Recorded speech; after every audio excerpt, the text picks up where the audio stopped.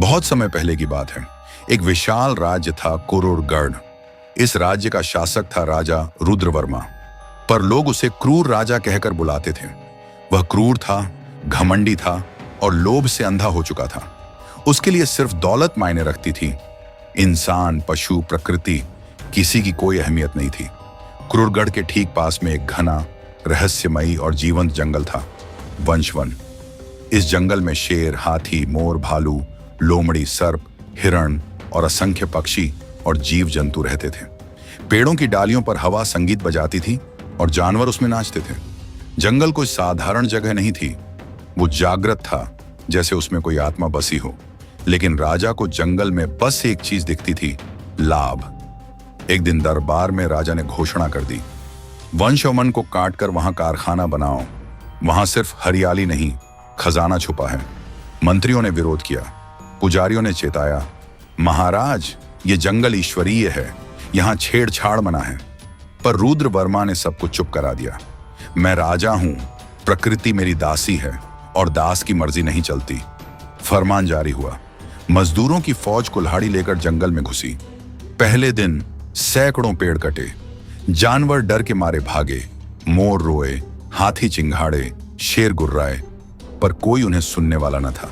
एक बूढ़ा नाग, जंगल की सबसे पुरानी आत्मा, एक टूटते पेड़ के नीचे से निकलकर सब देख रहा था। उसकी आंखों में क्रोध नहीं था, सिर्फ शांति भरा शाप था। उसने फुफकार कर कहा, जिसने वनों का रक्त बहाया है, उसका रक्त अब भूमि पिएगी। कुछ ही महीनों में जंगल साफ हो गया। वहां बना एक भव्य कारखाना, क्रूर उद्योग। राजा ने उद्घाटन किया, बैंड बाजा, आतिशबाजी, जश्न। पर उसी रात आंधी आई, बिजली गिरी, एक पेड़ की बची खुची जड़ से आग लगी और कारखाने के पास से एक आवाज आई, जैसे मोर की चीख और हाथी की हूक एक साथ गूंज रही हो। मजदूर रातों को जागने लगे। कहते, शेर का साया दिखता है। कोई कहता, पानी में चेहरा दिखता है। मगर इंसान का नहीं। मशीनें अपने आप चालू हो जाती। एक बार किसी ने देखा, कारखाने के गेट पर खून से लिखा था, यह जंगल सोया नहीं, जाग रहा है। राजा को सब रिपोर्ट दी गई, पर उसने सबको हंसी में उड़ा दिया। यह डर कमजोरों का होता है। राजा डरता नहीं। पहला इंजीनियर, सुबह सिर कटा मिला, चेहरे पर डर जमी हुई। दूसरा मजदूर कहता था, हाथी चलता है रात को। अगली सुबह उसका शरीर 2 हिस्सों में मिला। तीसरा अधिकारी रेखाएं खींच रहा था नक्शे में, खून टपका नक्शे पर, और वही नक्शा जला। अब सब भागने लगे, पर अब भागना आसान नहीं था। जंगल का शाप अब सांस ले रहा था। एक रात महल में अजीब सी गूंज उठी। सिंहासन से एक बेल निकली, हरी नहीं, काली, जैसे छाया हो। वो बेल बढ़ी और राजा की गर्दन लपेट ली। राजा चिल्लाया, मैं राजा हूं, छोड़ दो मुझे। तभी सामने वो बूढ़ा नाग प्रकट हुआ। उसकी आंखें अब जलती हुई अग्नि जैसी थीं। उसने कहा, प्रकृति को तूने व्यापार समझा, अब वही तुझे इतिहास बना देगी। बेल ने राजा को खींचा। पूरा महल कांप उठा और उस रात राजा रुद्रवर्मा हमेशा के लिए गुम हो गया। सालों बाद जहां कारखाना था, वहां अब घना जंगल उगाया है। पेड़ फिर हरे हैं, मोर फिर नाचते हैं, शेर गुर्राते हैं। पर कुछ लोग कहते हैं, अगर रात को उस जगह से गुजरो तो कोई फुसफुसाता है, मैं राजा हूं, मैं राजा हूं। और कभी कभी एक मोर अचानक उड़ता है, एक शेर की परछाई दिखती है और एक बूढ़ा नाग बस देखता है। राजा रुद्रवर्मा के गुम होने के बाद साल बीतते गए। वंशावन अब और भी घना हो चुका था, पर एक रहस्य अब भी दबा था। राजा मरा नहीं था, वो कहीं उस जंगल की आत्मा में समा गया था। एक दिन शहर से कुछ युवा खोज करता आए। उन्हें पुराने दस्तावेजों में क्रूर उद्योग की बातें मिली थीं। वे जंगल में घुस गए, कैमरे और ड्रोन्स के साथ। उनमें एक था राकेश, जिसके दादा वहीं मजदूर थे और रहस्यमयी हालत में मरे थे। जैसे ही वे उस पुराने कारखाने के खंडहर तक पहुंचे, हवा का रंग बदल गया, जैसे धुंध हरे से काले में बदल गई हो। एक दीवार पर अब भी लिखा था, मैं राजा हूं, मुझे सब वापस चाहिए। ड्रोन ऊपर उड़ाया गया। स्क्रीन पर कुछ पल तो पेड़ दिखे, फिर अचानक एक चेहरा उभरा, अधजला, आंखें खून सी लाल। कैमरा जल गया, स्क्रीन फटी। टीम ने वापस लौटने की कोशिश की, लेकिन अब रास्ता वही नहीं रहा।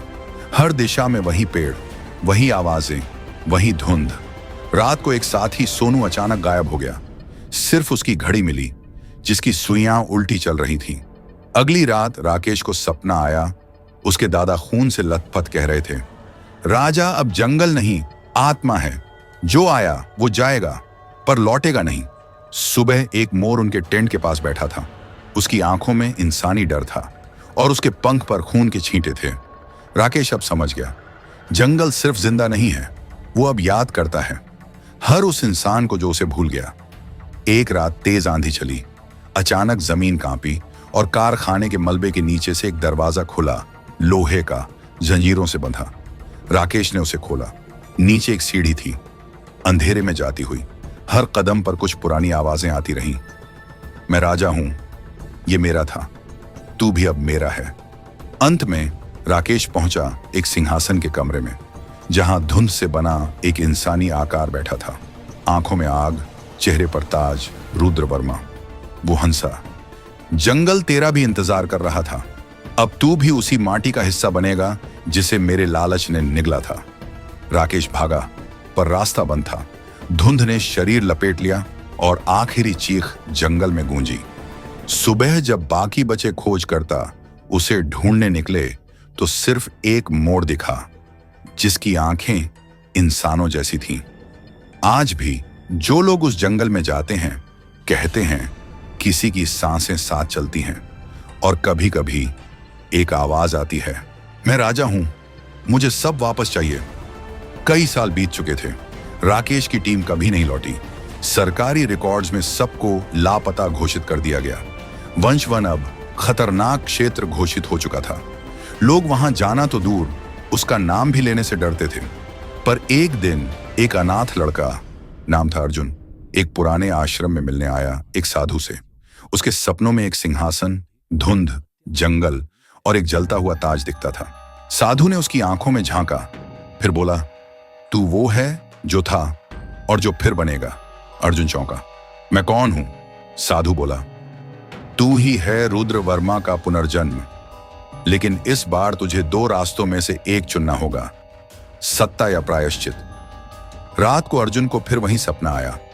कारखाने की टूटी दीवारें, एक मोर जिसके पंखों में आग थी, एक बूढ़ा नाग जो कह रहा था, तू लौट या जंगल फिर से जलेगा। अर्जुन ने फैसला लिया, मैं जानना चाहता हूं मैं कौन हूं। वो अकेला वंशवन की ओर निकला। जैसे जैसे वो पास गया, पेड़ झुकते गए, जमीन उसके कदमों के नीचे कांपने लगी। जंगल ने उसे पहचाना, वो लौट आया है। कारखाने के खंडहर अब भी वहीं थे, मगर कुछ बदला था। हर दीवार पर एक नाम लिखा था, राकेश, सोनू, विशाल, आरती। अर्जुन ने दरवाजा खोला, वही पुराना लोहे का, और नीचे उतरा। नीचे एक बार फिर वही सिंहासन, मगर खाली। सामने आई एक छाया, राकेश की। उसकी आंखें अब जंगल जैसी थीं, हरी और चमकती हुई। तू ही है वो राजा, लेकिन इस बार तुझे खुद को मिटाना होगा, वरना हम कभी मुक्त नहीं होंगे। वो सिंहासन की ओर बढ़ा और हर कदम पर पुरानी यादें लौटती गईं। रुद्र वर्मा की हंसी, कुल्हाड़ी चलने की आवाजें, शेरों की दहाड़, हाथियों की चीखें, मोरों की जलती उड़ान।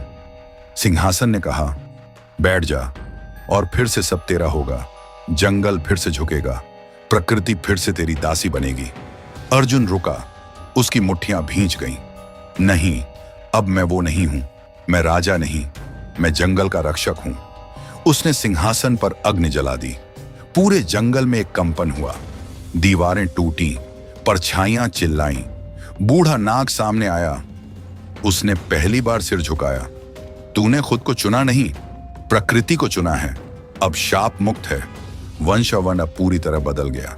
जहां कभी कारखाना था, वहां अब एक वृक्ष स्तंभ उग आया, जिसे लोग कहते हैं पुनर्जन्म का वृक्ष। अर्जुन गायब हो गया। कोई नहीं जानता वो कहां गया, पर जंगल में एक नई कहानी गूंजती है। एक राजा था जिसने सब छीना, फिर एक राजा आया जिसने सब लौटाया। अब जंगल जीवित है, लेकिन ध्यान रहे, जो लालच लाया वो फिर मिटा भी सकता है। और जब रात आती है, अगर ध्यान से सुनो, तो हवा में एक शांत फुसफुसाहट आती है, मैं अब राजा नहीं, मैं अब जंगल हूं। दोस्तों, कैसी थी आज की कहानी कमेंट करके जरूर बताना। अगर आप रोमांच और रहस्य सच्ची कहानी के प्रेमी हैं, तो हमारे चैनल को सब्सक्राइब करें और हमारे साथ इस रोमांचक सफर का हिस्सा बने। सब्सक्राइब करें, बेल आइकन दबाना ना भूलें, ताकि हर नई कहानी आप तक सबसे पहले पहुंचे।